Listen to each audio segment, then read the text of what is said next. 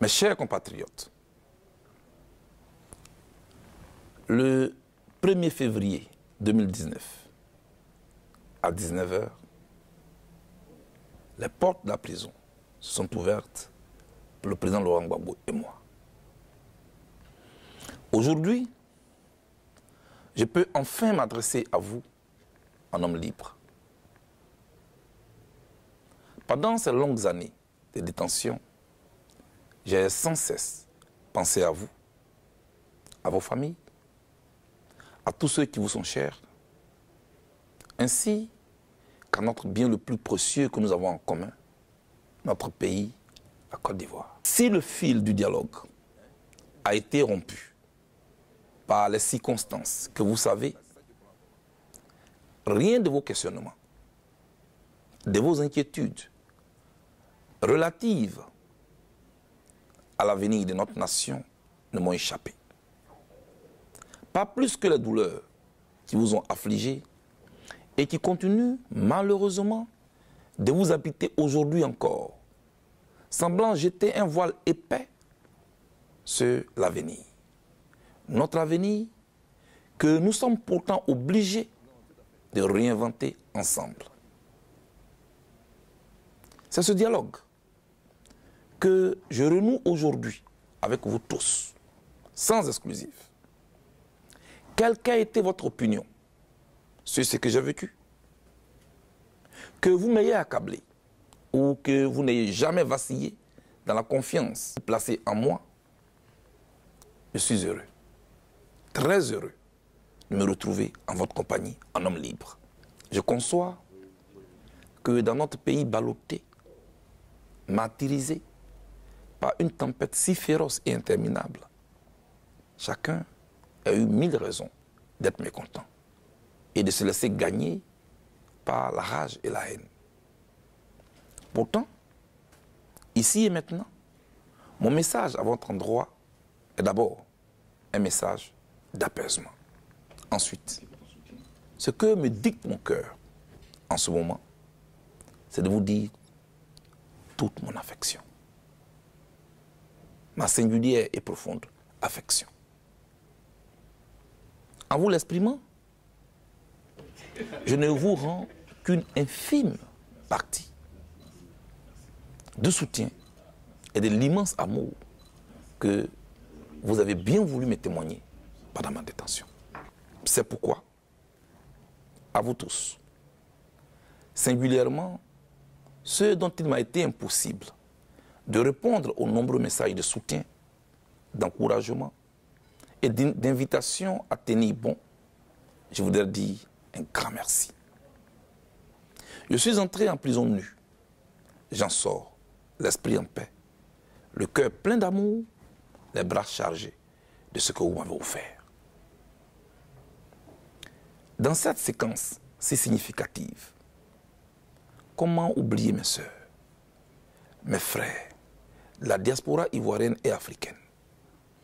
Ces gens formidables qui, pendant plusieurs années, ont bravé le froid polaire, la distance, pour nous apporter leur soutien qui nous a été très réconfortant. Soyez rassurés. La reconnaissance que je vous dois, elle est à nulle pareille. Merci. 1000 fois merci. Que le Tout-Puissant vous rende au centuple tous les efforts que vous avez fournis et tous les sacrifices que vous avez consentis pour nous. Chères sœurs, chers frères, aussi cruelle qu'a été l'épreuve que notre pays a vécue, fidèle à mon engagement de ne jamais être du mauvais côté de l'histoire, je n'encouragerai aucune tentation de vengeance, ni aucune velléité de revanche. Parce que, en définitive,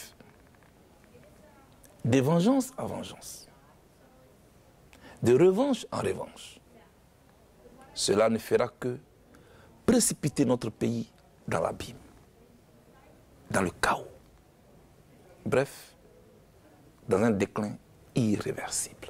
En revanche, je suis disposé à encourager toutes les initiatives en faveur de l'édification d'une société qui sache tirer les leçons de son passé douloureux. Pour moi, même si les circonstances de l'histoire nous ont imposé cette crise qui a retardé le développement de notre pays et qui continue d'endeuiller de nombreuses familles, nous ne sommes pas obligés de prolonger ce conflit. Ne nous y trompons jamais. Les sociétés qui avancent, les pays qui engrangent d'importantes victoires sur le marché concurrentiel de développement sont ceux qui savent tirer les enseignements, tous les enseignements, des événements douloureux qui jalonnent leur histoire et forgent leur communauté de destin. Chers compatriotes, mon engagement pour la paix et la réconciliation n'obéit à aucune démarche intéressée ni à aucune tactique politicienne. Il est sincère et appuyé sur des convictions fortes, ayant pour but de faire grandir notre pays. En effet, au regard de notre actualité sociopolitique, chaque jour, les murs de méfiance gagnent en épaisseur et en hauteur. Le fossé social, quant à lui, et c'est peu dire, continue de se creuser avec une obstination que rien ne semble arrêter. Et manifestement, vous semblez à nouveau habité par la peur. Cette grande hantise qui accompagne, comme d'habitude, les processus électoraux ivoiriens semble encore de retour. Est-ce une fatalité?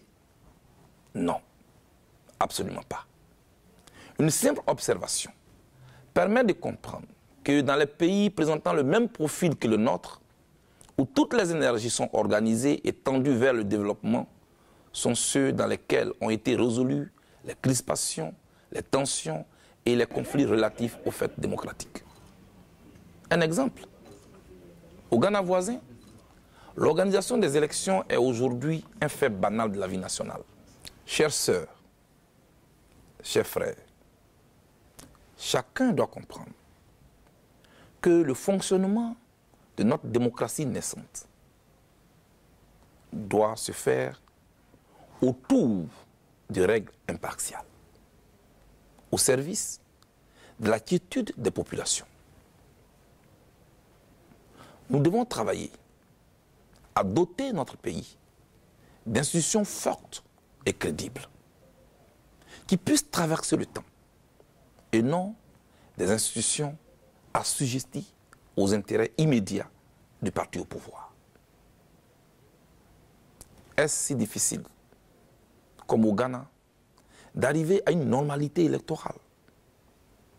Certainement pas. D'autant plus que les problèmes qui empêchent nos élections d'être incontestables sont connus de tous. Ne manque que l'engagement pour les acteurs politiques ivoiriens les plus en capacité de changer les choses, d'accepter d'associer leur nom pour toujours à l'histoire de ce pays. Malheureusement, je sais qu'ils s'en trouveront pour moquer un tel rêve. C'est cela, la diversité d'opinions que je respecte, des postures du moment et d'une absence de projection vers le futur. Néanmoins, permettez-moi encore une fois d'insister et d'espérer qu'avec un peu de bonne volonté, d'engagement et de détermination, les fils et les filles de la Côte d'Ivoire se parlent de nouveau pour ramener notre pays sur les rails de la paix, gage de tout développement. Ainsi, nous pourrons envoyer à tous nos partenaires extérieurs le signal que nous sommes des best places où investir en toute confiance. Notre pays en a besoin. En ce qui me concerne, j'ai fait ma part. Et comme je l'ai toujours répété, je serai un instrument au service de la paix et de la réconciliation dans mon pays. Savoir reconnaître ses erreurs, assumer ses responsabilités, quelles qu'elles soient, voilà la voie vers la rédemption. De fait, quel que soit ce que chacun d'entre nous aura vécu, nous devons apprendre à nous pardonner les uns les autres. Et je le répète, quel que soit ce que chacun d'entre nous aura vécu, nous devons apprendre à nous pardonner les uns les autres. Pour moi, le pardon est une étape inévitable à la reconstruction d'une Côte d'Ivoire nouvelle.